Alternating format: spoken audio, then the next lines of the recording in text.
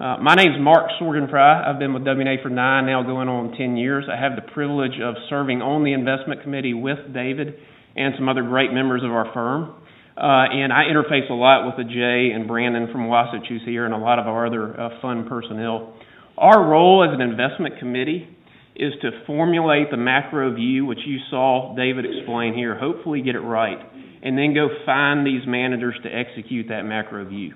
And so what we do is, if we decide, like in Jay's case, we want to go invest in more global small cap companies, let's go do a lot of work, uncover these managers, and find the right one to invest your money in. And then after we put capital with it, more importantly, track it, pay attention to them, stay engaged with Jay and his team, and be sure that they are doing what we need them to do so that you, our client, do not have to. And we believe we have a great bench of managers that are handling client assets of yours, and you've been able to see that demonstration today of one of those.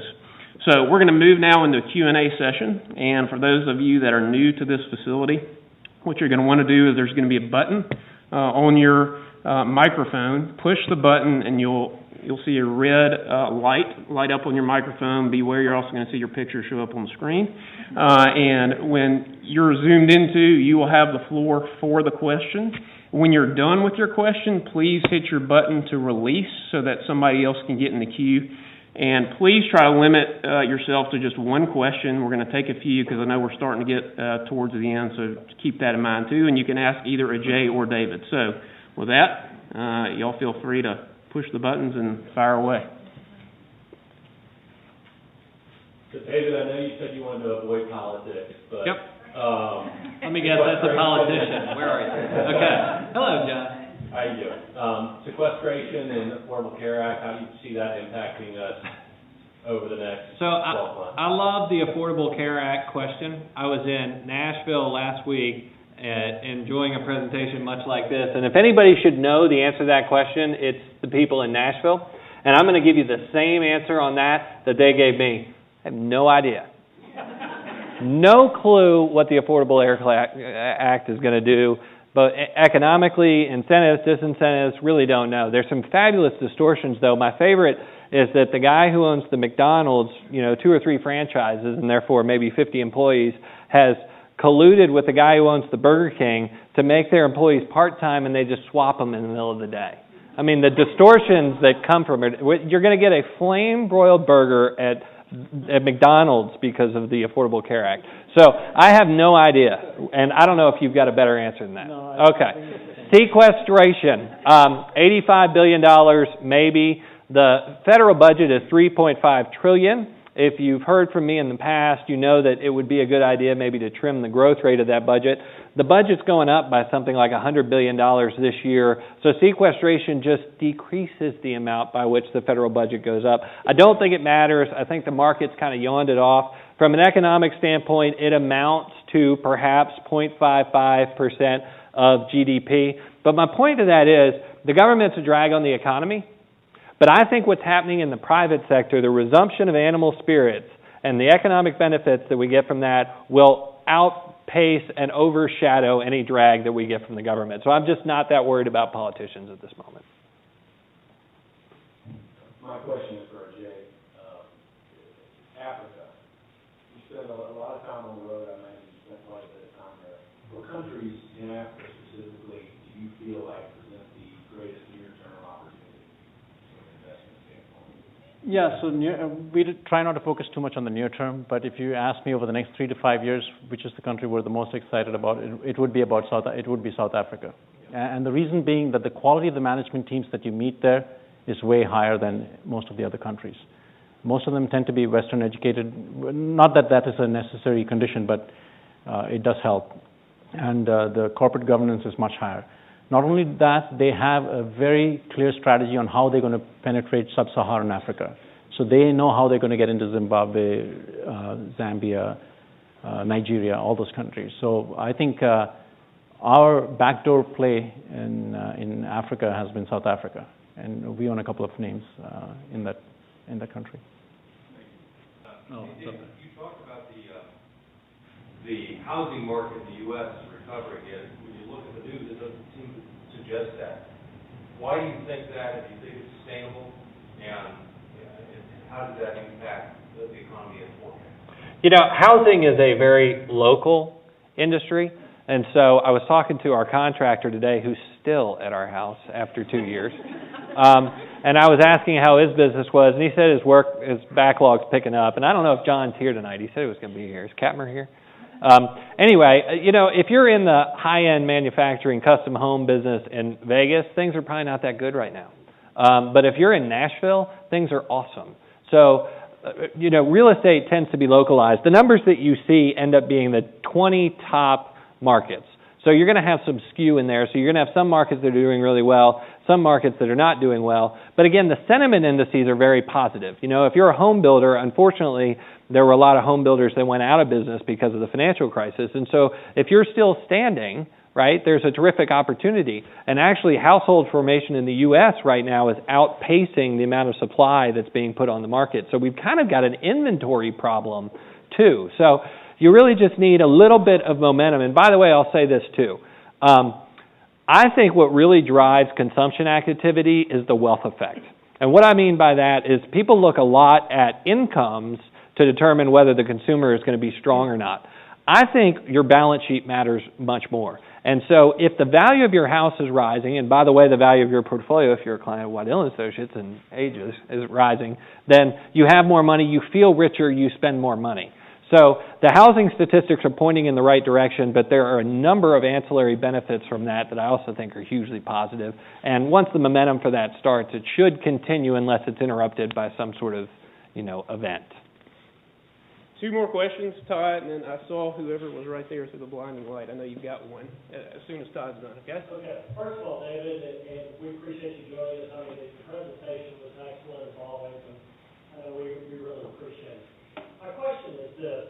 The last part of the presentation was basically detailed about fundamentals, and I thought that was good. But yet, early in the presentation, you indicated the markets and ostensibly returns are driven by multiple expansions. So my question is, what drives multiple expansion? Sentiment.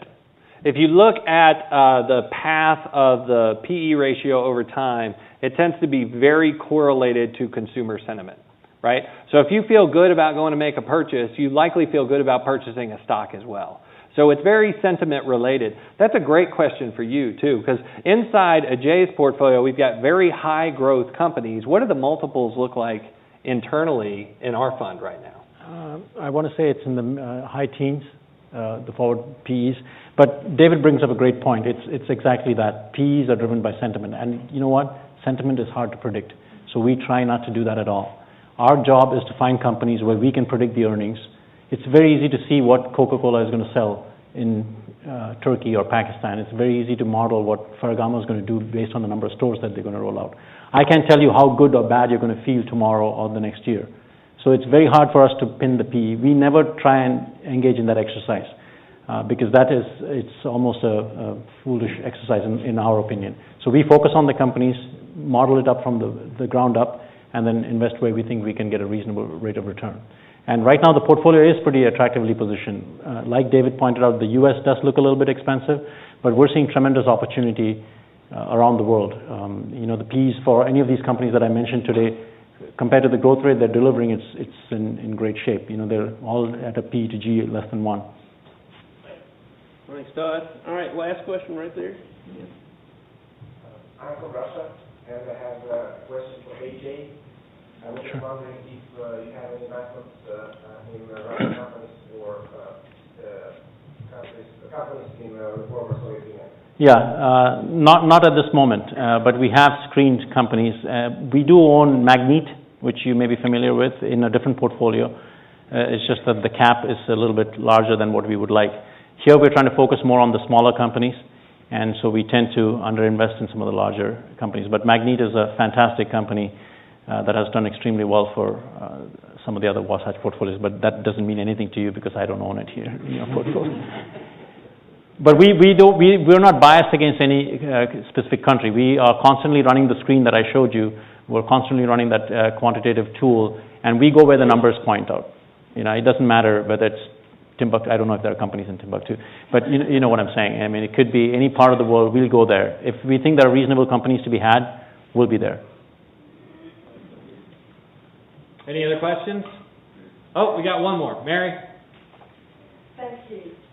I am very interested in what I'm hearing, the discussion around water and how companies are measuring risk and looking at this as such an important impact as they move forward in making your business decisions.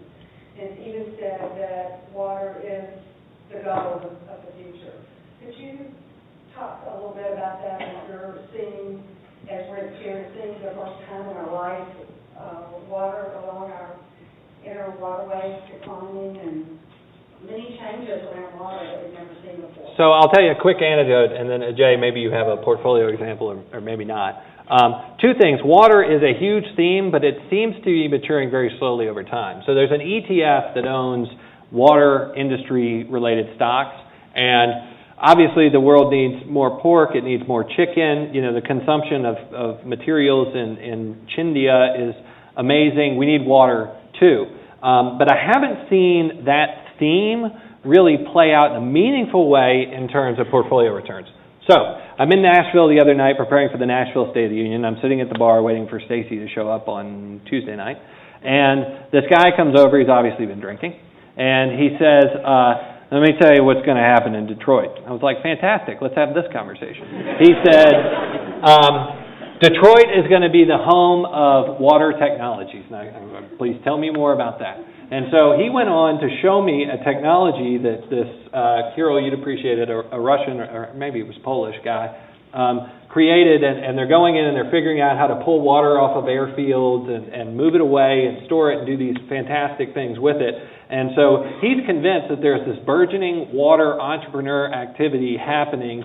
And I think whether Detroit comes back because of water technologies or not, I don't know. But the enthusiasm, and there were 5,000 people at this water conference around water technologies, was something I hadn't really seen before. So it seems like there is a lot of attention in the space, but from a return standpoint, hadn't really seen anything that points to that being a high return on investment right now.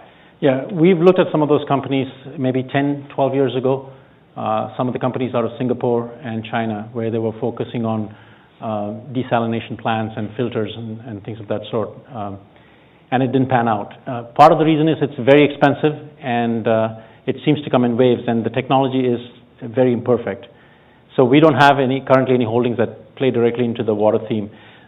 The one stat that I've seen that gives me some comfort is that in places like India, about 40% of the water is wasted. Okay, is that a water problem? Yes, but 40% is wasted. So just get your act together and put the buckets in the right place, and we'll all be happier. Yeah, I mean, it seems like there's a lot of low-hanging fruit around that we can solve part of the problem. But no, sorry, we don't have any theme currently, any investment currently that plays into that theme. Jay always sticks the landing. That was good. All right, so I'm going to go ahead and close. For those of you who have any interest in talking further, I'll be drinking scotch in the lobby in about 5 minutes. Now, I'm going to tell a quick anecdote that I want you all to know, and this comes from the heart. There is a powerful moment that happens in the relationship between you all and Waddell and Associates, and often I'm in the room. And that's the moment where you take the product of your life's work and you push it across the table and you say, I trust you, take care of this. That is an enormous moment. It's an enormous honor. It's an enormous responsibility. And I promise you, nobody in the firm ever takes that lightly. So the amount of energy that you see that goes into this presentation, the amount of work that the associates do on your behalf is really to honor that moment. So thank you for the trust that you put in us. Thank you for coming and listening to our presentation and giving Ajay such a warm welcome. And I just want you to know how much we appreciate you.